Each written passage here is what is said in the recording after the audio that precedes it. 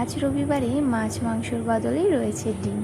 ডিম ভাপাটা আমি প্রথম যখন বানিয়েছিলাম তখনই খুব ভালো লেগেছিল, আর তাই আজকেও কিন্তু আবার একবার বাড়িতে বানিয়ে নিয়েছি। আর এটা বানানোর জন্য তেমন কিছু না, শুধু ডিমটাকে ভালো করে সিদ্ধ করে নিতে হবে, তারপর খোসা ছাড়িয়ে রেখে দিয়েছি এক সাইডে। এরপর একটা মিক্সিং জারে নিয়েছি কালো সর্ষে, সাদা সর্ষে আর পোস্ত, কাঁচা লঙ্কা, 1 চামচ মতো টক মিষ্টি দই।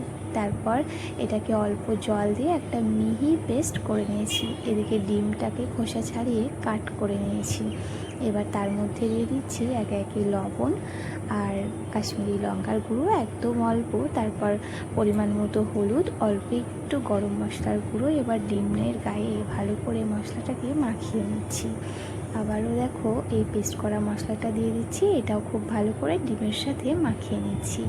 এরপর দিয়ে দিলাম মিক্সির বাটি ধুয়ে অল্প পরিমাণে জলটা দিয়ে খুব ভালো করে সব কিছু মিশিয়ে নিয়ে ওপর থেকে দিয়ে দিচ্ছি কাঁচা লঙ্কা চেরা আর 1 চামচ মতো সর্ষের তেল। এরপর টিফিন বাটির ঢাকনাটা বন্ধ করে স্টিম করে নিয়েছি 15 মিনিট মতো।